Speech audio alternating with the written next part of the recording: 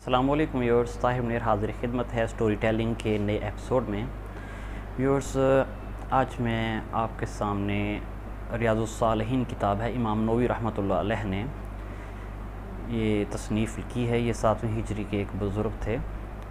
तो ये अपनी किताब रियाज़ुस्सालिहीन में एक वाक़या ज़िक्र करते हैं कि एक रईस था और अल्लाह ताला ने उसको काफ़ी वसी रिज़्क़ अता किया हुआ था। उसके काफ़ी असबाब और वसाइल का मालिक था। अल्लाह ने खूब ग़ुलाम और लौंडियाँ और सारे मामलात उसके ठीक थे, लेकिन उसके अंदर कुछ ऐसी गफ़लत के मामलात थे कि वो जैसे हर इंसान में होते हैं, कुछ कमियां होती हैं।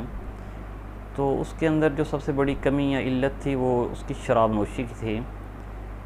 तो उसका यही मामूल था या मशगला था कि वो अपने दोस्तों के साथ महफ़िलें बर्पा करता शराब नोशी की, और ऐसे ही उसके रोज़ का यही चलन होता।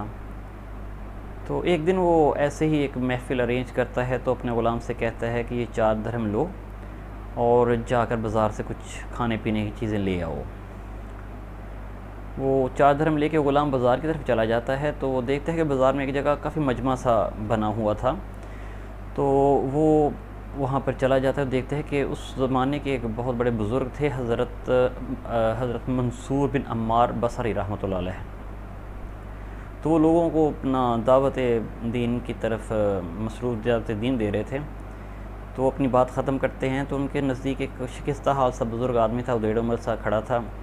तो मजमा से ख़िताब करके कहते हैं कि अगर किसी के पास कोई गुंजाइश हो तो इस शख्स की मदद कर दे। और मैं ये साथ कहता हूँ कि अगर कोई शख्स इनको 4 दरहम दे देना तो मैं उस शख्स को 4 दुआएँ दूँगा।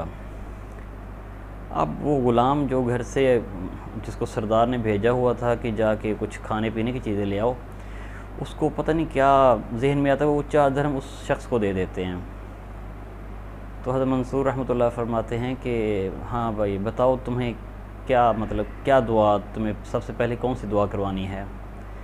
तो शख्स कहता है कि हज़रत, सबसे पहली अवलीन तो मेरी यही दुआ है कि मैं ग़ुलाम हूँ, तो अल्लाह ताला मुझे ग़ुलामी से छुटकारा अनायत फ़रमाए, मैं भी एक आम इंसान की तरह आज़ाद ज़िंदगी बसर कर सकूँ। तो हज़रत मंसूर रहमतुल्लाह अलैह दुआ फरमाते हैं कि अल्लाह ताला इसको ग़ुलामी से निजात अता फ़रमा दे। तो फिर फरमाते हैं कि तेरी दूसरी दुआ क्या है? तो वो ग़ुलाम कहता है कि हज़रत, ये 4 दरहम मेरे लिए एक अहमियत रखते हैं, तो मेरी दूसरी दुआ ये है कि अल्लाह ताला मुझको इसका नेमुल बदल भी मुझे अता फ़रमा दे। तो हज़रत मंसूर रहमतुल्लाह अलैह दुआ कर फरमाते हैं कि अल्लाह ताला ये जो इसने 4 दरहम ये इस को सदका की हैं इस शख्स को जो ज़रूरतमंद है, तो इसका नेमुल बदल इस शख्स को अता फ़रमा दे। तो हज़रत मंसूर रहमतुल्लाह अलैह फरमाते हैं कि अब तेरी तीसरी क्या दुआ है? तो कहते हैं कि हज़रत, मेरा जो सरदार है, मेरा जो आका है, जो मालिक है, वो गफ़लत में मुब्तला है। उसकी जो ज़िंदगी के रोज़ो शब हैं वो गफ़लत में गुज़र रहे हैं। तो मैं चाहता हूँ वो अपनी सारी गफ़लत के जो उसके बनाए हुए हैं, उसने अपने इर्द गिर्द असबाब और जितनी भी उसकी एक्टिविटीज़ हैं वो सारी अल्लाह ताला उसको तौबा की तौफ़ीक़ अता फ़रमा दे और उसको अपना पसंदीदा बंदा बना दे, उसकी दुआएँ कबूल फ़रमा ले।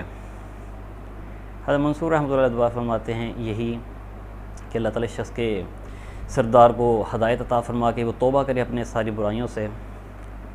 तो हज़रत मंसूर रहमतुल्लाह अलैह फरमाते हैं कि अब तुम्हारी आखिरी दुआ जो है वो भी बताओ। तो शख्स कहता है, वो जो ग़ुलाम तो कहता है, हज़रत दुआ कीजिए कि अल्लाह ताला मेरी, आपकी, मेरे सरदार की और ये जो भी मजमा इधर सारा खड़ा है, इन सब की मग़फ़िरत फ़रमा दे। हज़रत मंसूर रहमतुल्लाह अलैह इतनी प्यारी दुआ के लिए ये भी दुआ करते हैं कि अल्लाह ताला इस ग़ुलाम की, मेरी, इसके सरदार के लिए जहाँ ये सारा मजमा जो है इन सब की मग़फ़िरत फ़रमा दे। अब ये जो ग़ुलाम था ये दुआ करवा के खाली हाथ और देर से वापस अपने सरदार के महल की तरफ चला जाता है। तो दुआ जो होती है वो उससे पहले कहीं पहुंच गई होती है। तो जाता है सरदार के सामने, सरदार कहता है, तो इतनी देर से वो भी खाली हाथ आ रहा है, कहाँ था? वो सारा वाक़या बयान करता है कि क्योंकि ये तो आग बगौला हो जाना चाहिए था सरदार को, ये तो कहर बर्पा कर देना चाहिए, लेकिन वो देखा कि ये तो गुंजाइश से बोल रहा है। तो वो कहता है कि एक वाक़या पेश आया था, वो सुनाना पड़ेगा, फिर समझ आएगी सारी बात की। कहता है हाँ, वो वाक़या सुनाओ कि तू कहाँ रहा? तो ग़ुलाम कहता है कि ऐसे मुझे मजमा नज़र आया, मैं वहाँ गया तो हज़रत मंसूर बिन अम्मार बसरी रहमतुल्लाह अलैह वहाँ दावत और तबलीग का काम कर रहे थे। वैसे वो वाक़या सारा बयान कर देता है। तो कहता है वो तो तुमने 4 दरहम दे दिए और दुआओं के सिलसिले में अब दुआएं भी बताओ। तो कहता है सरदार ने सबसे पहले ये दुआ कराई है हज़रत से कि चूँकि मैं ग़ुलाम हूँ तो मुझे ग़ुलामी से छुटकारा चाहिए, मैं बेकाम इंसान की तरह आज़ादी की ज़िंदगी बसर कर सकूँ। मेरी पहली दुआ तो ये थी। तो वो जो दुआ थी उसने तो अल्लाह ताला का निज़ाम चल चुका था, वो ऐसा असर हो ले चुका था उसका जो सरदार था ग़ुलाम का। वो कहता है कि तुझे मैं आज़ाद करता हूँ, आज इसी वक्त तुझे मैं आज़ाद करता हूँ। जो तूने पहली दुआ की थी वहाँ से हज़रत से दुआ करवाई थी वो तू समझ के कबूल हो चुकी है, अब तो एक आज़ाद इंसान की हैसियत से मुझसे बात कर रहा है, मैंने तुझे आज़ाद किया। तो अब तू बता ना कि तूने दूसरी दुआ क्या मंगाई थी। तो वो ग़ुलाम कहता है कि सरदार मैंने दूसरी दुआ ये करवाई थी कि 4 दरहम बहरहाल एक अहमियत रखते हैं, तो अल्लाह ताला मुझे इन 4 दरहमों का नेमुल बदल भी अता फ़रमाए।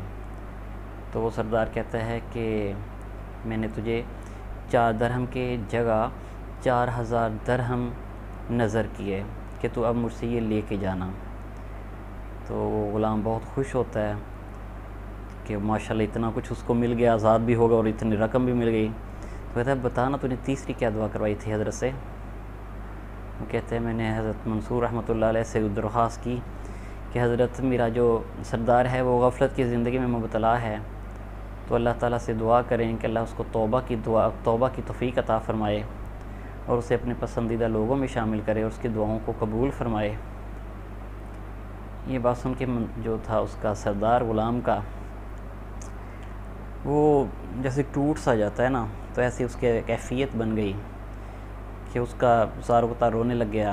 वो कहता है कि तू ग़ुलाम तू गवाह रहना कि मैंने आज अभी इसी वक्त से शराब नोशी से भी और जितने भी वो एक्टिविटीज़ में मुबतला था, मैंने उन सब से दिल से तौबा की, अल्लाह ताला मेरी तौबा को कबूल फ़रमाए। तो अब बताना तुझे चौथी क्या दुआ मंगाई थी। तो ग़ुलाम कहता है कि सरदार मेरी चौथी दुआ ये थी कि हज़रत दुआ कीजिए कि अल्लाह ताला मुझे, मेरे सरदार को, आपको और इस सारे मजमे को कि मग़फ़रत फ़रमा दे, को बख्श दे। तो सरदार कहता है देखो वो जो 3 दुआएं तुमने की थी उसके तुम ये कुछ समझ थी, कुछ मैं उसके अंदर कुछ दखल कर सकता था कि अल्लाह ताला मुझे इतनी वुसअत दी हुई थी, लेकिन यार ये चौथी दुआ तो मेरे औकात से बाहर है, ये अल्लाह जाने और तुम जानो, जहाँ तक मुझसे हो सका वो मैं कर सकता हूँ।